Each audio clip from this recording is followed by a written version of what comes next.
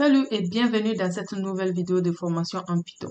Alors cette fois-ci, nous allons voir une autre partie de la structure de contrôle qui, comme je vous l'ai dit, qui est une partie très importante et puis indispensable en programmation. Que ce soit toutes sortes de langages de programmation, vous aurez toujours besoin des structures de contrôle.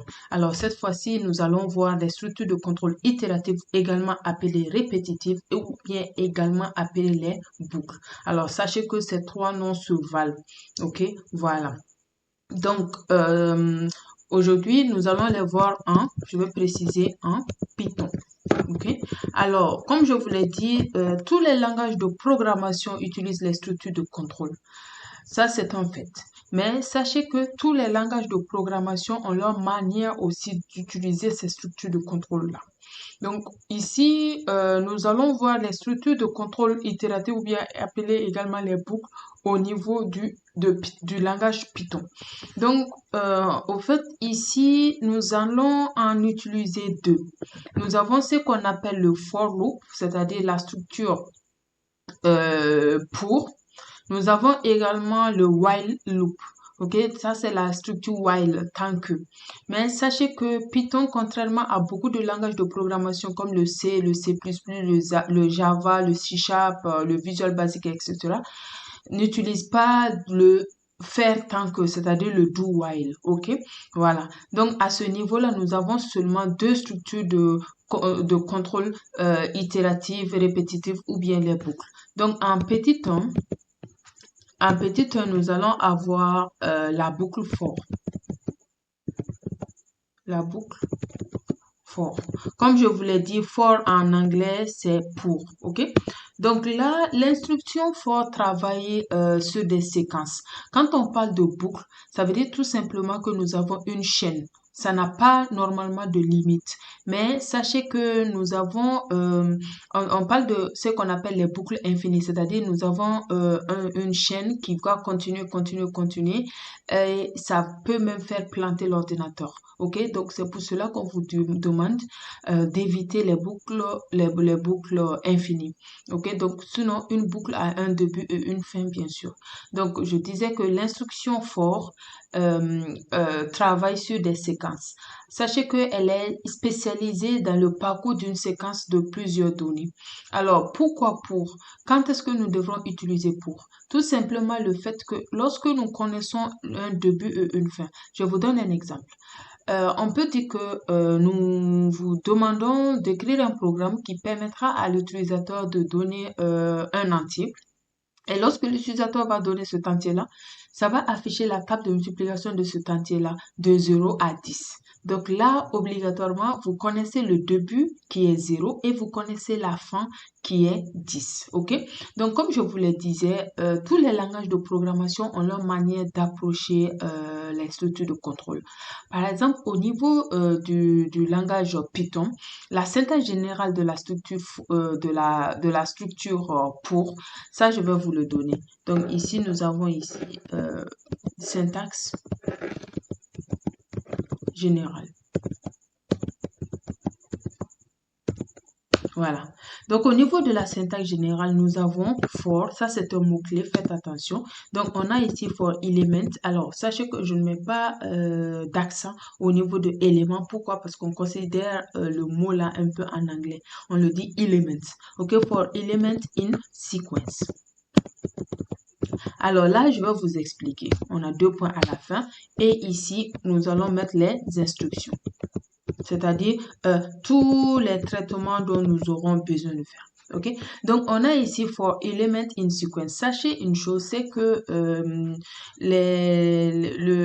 ici, le langage Python va travailler sur les tableaux. Okay? Les tableaux, ce sont tout simplement une variable particulière qui va englober les autres variables. On peut dire que c'est un container. C'est ça le tableau, d'accord? Voilà. Donc, on a ici for element. L'élément element ici, c'est l'élément de chaque tableau. In sequence. Ici, le sequence, là, ici, c'est un tableau au fait de données. OK? Supposons que je vous demande je vous demande ici de me gérer les animaux. Donc ici, on a la séquence. C'est quoi la séquence? La séquence, ce serait tout simplement ici, ici par exemple, je vais avoir chien. Je vais avoir ici chat. Je vais également avoir mouton. Voilà. Donc ici, ça c'est la séquence. Donc comme je vous le disais, la séquence c'est un tableau. Un tableau c'est tout simplement une suite de données. Ok? Alors c'est quoi l'élément ici? L'élément ici, c'est tout simplement chacune de ces données-là. Par exemple, vous avez element. Element peut être chien. Donc, element égale à chien. Mais attention, ce n'est pas chien et chat ensemble, c'est chien seulement. OK? L'élément représente par exemple le chien, ou bien l'élément peut représenter le chat, ou bien l'élément peut représenter le mouton. Ça veut dire quoi? Ça veut dire tout simplement pour chaque élément dans le tableau. OK? Voilà. Donc, in, ça veut dire dans. Donc, le for, c'est un mot-clé.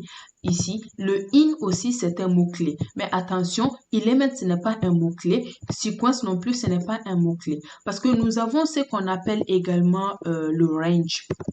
Range ici, c'est tout simplement une instruction qui gère les entiers, ok? Qui gère les entiers au niveau de Python. Ça, nous allons voir un peu plus tard lorsque nous verrons un exercice, ok? Donc, c'est ça la structure générale de la boucle for au niveau de Python. Ok, voilà. Donc maintenant, qu'est-ce que nous allons faire? On va tout simplement écrire un petit exemple pour vous permettre de mieux comprendre. Ok, donc ici, nous avons un exemple.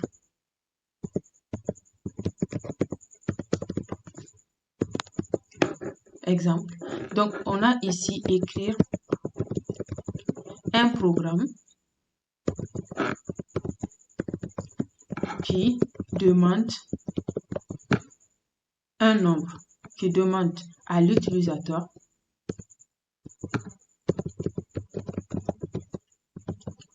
un nombre de départ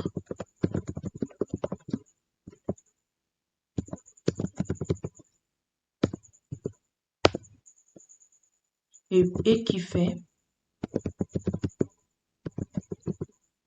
ensuite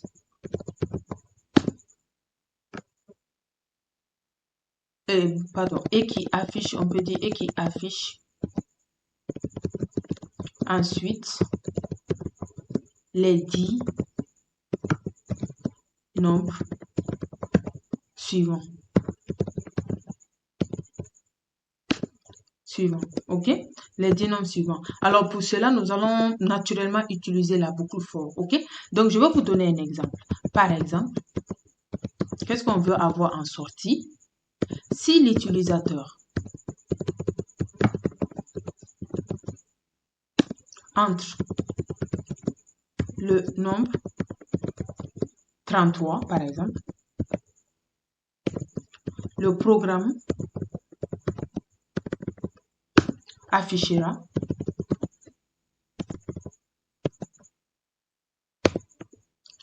les nombres de 34, ok, à 43, ok. Voilà. Donc, ça, c'est les 10 nombres, non? C'est-à-dire qu'on a 34, 35, 36, 37, 38, 39, 40, 41, 42, 43. OK? Voilà. Donc, c'est ce petit programme-là que nous allons créer. Donc, pour cela, nous allons utiliser notre PyCharm. OK?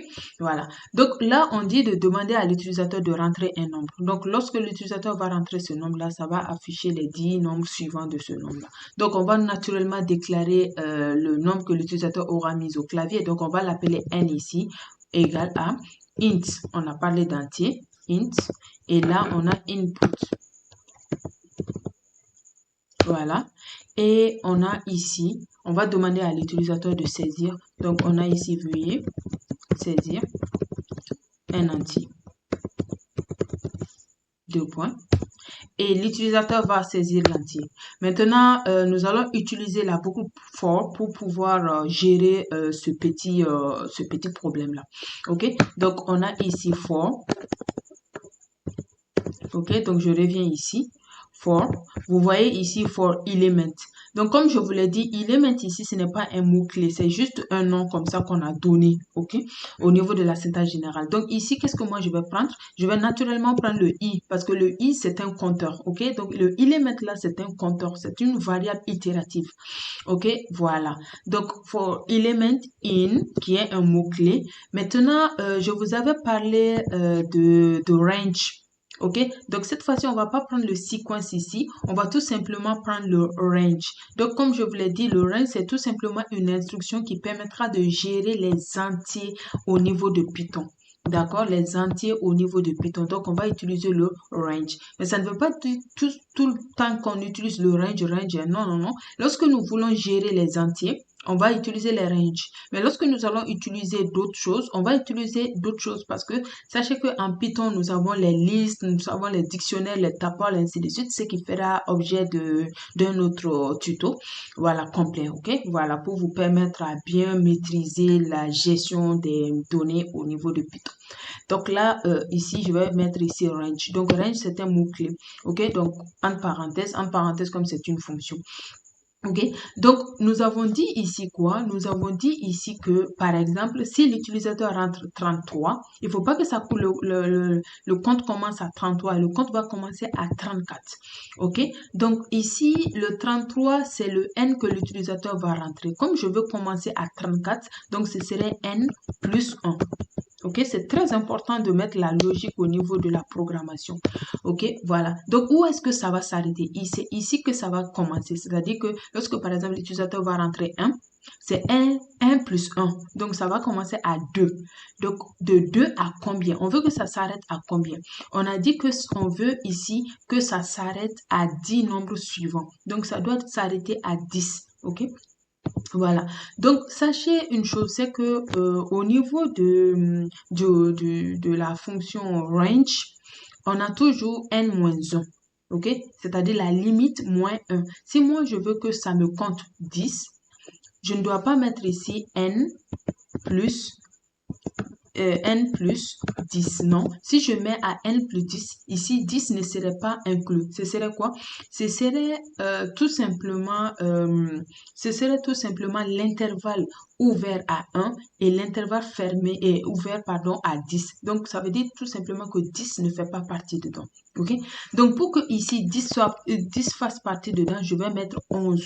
Donc ici 10 sera inclus et 11 ne serait pas inclus. Donc lorsque je vais dire que je veux que ça commence de 0 à 10, je dois mettre ici 0 à 11. OK? Parce que le 11 là ne serait pas inclus, mais le 10 sera inclus. Donc, on met 2 points.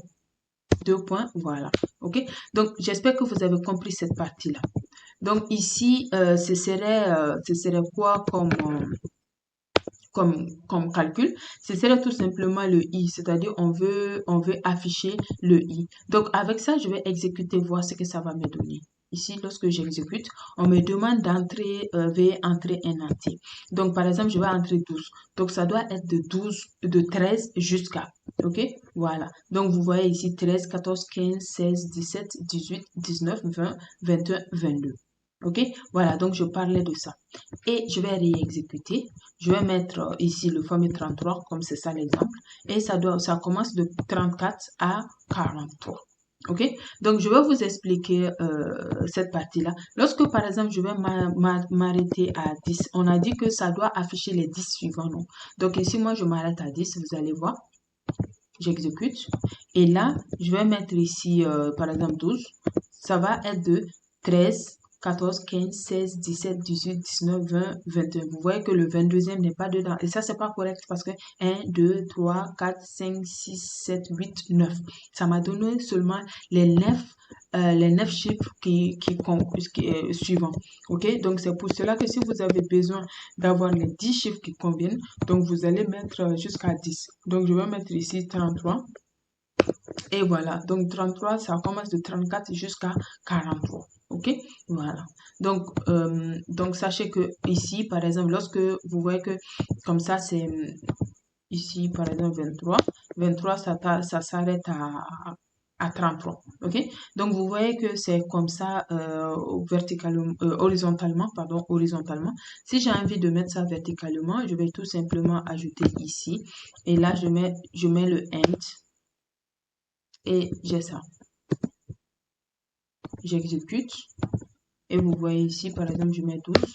Et voilà. Donc, je peux avoir comme ça aussi si vous voulez mettre ça. Tout ça, c'est juste la mise en forme. Hein, ok. Voilà. Donc, vous mettez le end. Le end, ça permet tout simplement de changer la position. C'est très important parce que nous aurons un peu au niveau de Python à dessiner des rectangles, des triangles, des diamants et tout ça. Ça, c'est possible aussi. Ok, ça fera partie d'un autre tuto qui vous permettra de faire un peu de design, de positionnement, ainsi de suite. Et nous allons beaucoup utiliser le N, bien sûr. Ok, voilà, donc c'était ça la boucle for. Alors, je reprends. La boucle for, sachez que c'est tout simplement la structure de contrôle qui va être utilisée si vous connaissez déjà l'intervalle, c'est-à-dire vous connaissez le début et vous connaissez la fin. Vous savez où est-ce que vous allez commencer et vous connaissez également où est-ce que vous allez vous arrêter. C'est ce qu'on appelle les limites. Vous connaissez le point de départ et vous connaissez également le point d'arrivée. Ok, voilà. Donc la deuxième structure de contrôle que nous allons voir, c'est ce qu'on appelle le temps que. Le temps que ici en programmation, en langage de programmation, on appelle la boucle while. Ok, donc on a ici la boucle while. Voilà, nous avons ici la boucle while. Alors, sachez que la boucle while se retrouve dans la plupart des langages de programmation, hein, ok, voilà, et ça porte le même nom, ok. Pratiquement tous les langages de programmation utilisent la boucle while. Alors, sachez que la boucle while permet de répéter un bloc d'instructions tant qu'une condition est vraie, c'est-à-dire tant que la condition est vraie, ça donne le traitement. Et la boucle while est vraiment utilisée pour des calculs de très grandes envergures. Alors, au niveau de la boucle while, on ne connaît pas le début, on ne connaît pas la fin, on ne connaît pas le nombre d'itérations, c'est-à-dire le nombre de répétitions du calcul. Pas du tout. Donc, c'est pour cela que nous disons que la boucle while est utilisée tant que la boucle est vraie, quoi. Ok? Voilà. Donc, je vais vous donner la syntaxe générale de la boucle while.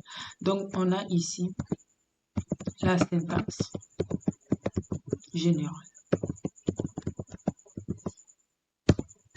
Ok. Donc, la syntaxe générale, c'est quoi? La syntaxe générale, c'est tout simplement le mot-clé while. On a en parenthèse, on a la condition. Et c'est tout. Ok, tant qu'il y a la condition, n'oubliez pas de mettre les deux points. Et ici, on met l'instruction. Donc, on a ici instruction ou traitement. Voilà, on a instruction ou traitement. Voilà, donc c'est ça la boucle while. Alors, si vous voulez, on peut reprendre le même programme, hein, parce que sachez une chose, c'est que pratiquement dans la majeure partie du temps, le travail que fait la boucle for, la boucle while fait ce même travail-là. Ok, mais sachez que la boucle for est plus facile que la boucle while dans la plupart du temps. D'accord? Voilà. Donc, je pense que nous allons utiliser le même programme, le même programme pour pouvoir gérer notre exemple de la boucle while. Donc, ici, on va copier là et ici, on vient coller. Ok? Donc, on va mettre ici, utiliser NB, utiliser la boucle while.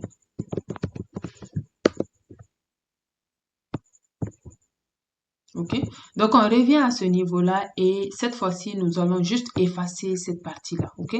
Donc, c'est la même chose ici, hein, ça ne change pas. Voilà. Donc, ici, qu'est-ce que nous allons faire? On va utiliser notre compteur I que nous allons déclarer, ok?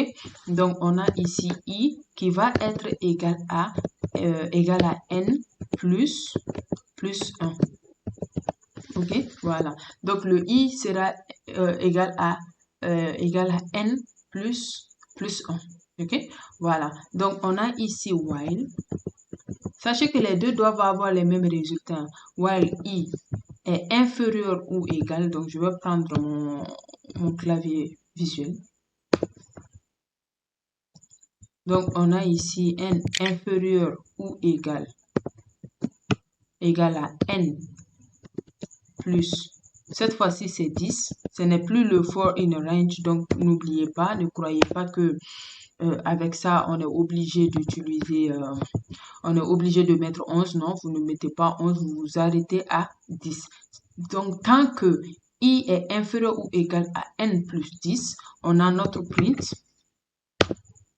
Et là, en parenthèse, et ici, on a I. OK? Voilà. Donc, ici, c'est pas fini. Hein. C'est pas fini. Nous allons également mettre I égale à I plus 1. Alors, je vous accorde, la boucle while est un peu plus difficile que la boucle for, bien sûr, surtout à ce niveau-là. Donc, nous allons exécuter. Et là, je vais donner 33 encore. Je dois avoir le même résultat. Vous voyez là? Voilà, j'ai le même résultat. Donc, ça veut dire tout simplement que avec la même boucle, vous pouvez avoir les mêmes résultats. Alors, si vous voulez mettre ça en vertical, vous allez juste ajouter le end.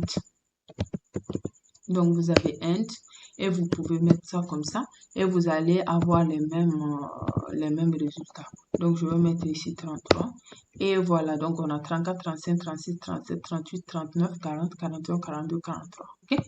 Voilà. Donc, voilà un peu ce que nous avons au niveau de la boucle while. Ok, donc on peut avoir, comme je vous l'ai dit, les mêmes résultats, mais c'est vrai que il y a une différence au niveau du traitement. Et la boucle for est plus facile. Mais sachez que dans certains niveaux, ça n'a rien à voir. On ne peut pas utiliser la boucle for. Vous êtes obligé d'utiliser la boucle while. Et là, nous allons faire après une série d'exercices qui viendront en vidéo, dont nous allons les utiliser. Ok, voilà. Donc, en dernière partie, c'est fini bien sûr, mais nous avons également quelques instructions. Et là, nous allons voir une instruction que nous appelons un mot-clé. OK? Donc, ça, c'est le mot-clé break. Donc, ça, ce n'est pas une structure de contrôle, hein, non. C'est juste une instruction qui est très, très importante. Donc, on a ici le mot-clé break. Alors, qu'est-ce que ça veut dire break? Sachez que break, ça veut dire en anglais casser, c'est-à-dire interrompre. Donc, break, ça permet tout simplement d'interrompre la boucle, ok? De faire arrêter la boucle. C'est ce qui nous permet d'éviter ce qu'on appelle la boucle infinie. Je vous ai parlé de la boucle infinie, c'est-à-dire c'est la boucle qu'on ne veut vraiment pas avoir. Par exemple, lorsque vous avez ici, lorsque vous n'arrêtez pas votre boucle infinie, obligatoirement, ça va continuer à vous donner les résultats, ce qui n'est pas conseillé. OK, voilà. Donc, c'est ça l'instruction break. Donc, je vais vous donner la définition. Donc, le mot-clé break, ici, nous avons ici le mot-clé break permet d'interrompre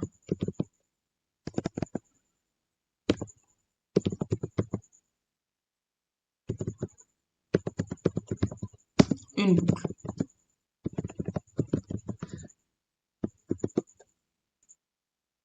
Donc, voici la définition du mot-clé break. Ok, donc on va essayer de faire un petit exemple de pratique avec le break. Ok, donc pour cela, on revient dans notre PyCharm. Et cette fois-ci, je vais utiliser par exemple le while. On a while, on met 1, 2 points. Et ici, nous déclarons une variable. Donc, on va demander à l'utilisateur de taper Q pour quitter. Donc, sachez que le 1, c'est le boolean. On a vu le boolean. Alors, le boolean, sachez que l'ordinateur de base est un boolean. Il est binaire. Il ne connaît que des 0 et des 1. Le 0, c'est faux et le 1, c'est vrai. OK? Donc, si je mets, par exemple, while true, c'est comme si je mets while 1. OK? Donc, tant que vrai, donc on met le traitement. OK? Voilà. Donc là, ici, nous allons mettre, par exemple, n. On va demander à l'utilisateur de rentrer quelque chose. Donc là, je vais mettre ici taper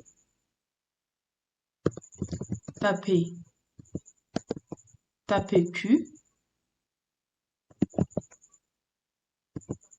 Taper Q pour quitter. Voilà. Taper Q pour quitter. OK? Donc, ça veut dire tout simplement qu'on donne la main à l'utilisateur de taper la lettre Q pour pouvoir quitter le programme. Donc, on met ici si, c'est-à-dire if la lettre qui est ici N égale à Q. C'est-à-dire que lorsque l'utilisateur tape Q, il faut que ça nous envoie un message pour dire que fin de la boucle et puis que ça quitte. Donc, on a ici print. On a ici fin de la boucle. Voilà, fin de la boucle. OK? Et ça va quitter normalement. Mais attendez, ici, je ne vais pas utiliser d'abord le break et je vais exécuter le programme pour savoir ce qui se passe. OK? Donc, ici, j'ai tapé Q pour quitter. Donc là, je vais taper Q.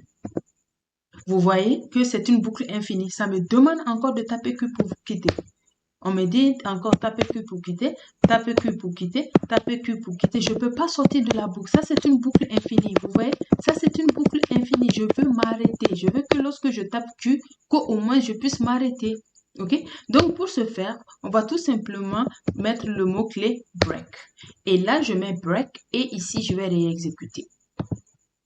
On me demande de taper Q pour quitter. Je quitte. Vous voyez que maintenant, j'ai quitté. C'est la fin du programme. OK, pour revenir encore dans le programme, je réexécute. Et là, je viens, je tape encore Q, je quitte. Vous voyez, maintenant, c'est fini. OK, donc c'est ça l'objectif du break. Donc, le break, il est très, très important. Lorsque vous ne mettez pas le break, OK, vous n'aurez pas de syntaxe error. C'est-à-dire que le programme ne sera pas en rouge. Le programme ne criera pas. Vous n'avez pas donné le bon résultat et tout ça, tout ça, tout ça. OK, je vous l'accorde. Mais lorsque vous ne mettez pas le break, vous ne quitterez jamais votre programme. OK? Vous aurez une boucle infinie. Donc, j'espère que vous avez compris ce que ça veut dire boucle infinie. OK? Voilà. Donc, c'est la fin de ce tuto et j'espère que vous avez très bien appris l'importance de la structure de contrôle itérative et également appelée les boucles. Donc, on se donne rendez-vous dans un nouveau tuto et n'hésitez pas à me mettre des pouces bleus, n'hésitez pas non plus à vous abonner, à me suivre également sur mes réseaux sociaux tels que Facebook, Instagram, également TikTok et restez scotchés sur ma chaîne YouTube parce qu'il y aura toujours de nouveaux tutos, des projets complets que je commencerai du début à la fin, c'est-à-dire que en vous abonnant sur ma chaîne, en me suivant, vous serez quand même des programmeurs sans pour autant aller forcément à l'école. OK? D'accord, donc on se donne rendez-vous dans un nouveau tuto. Merci beaucoup à vous.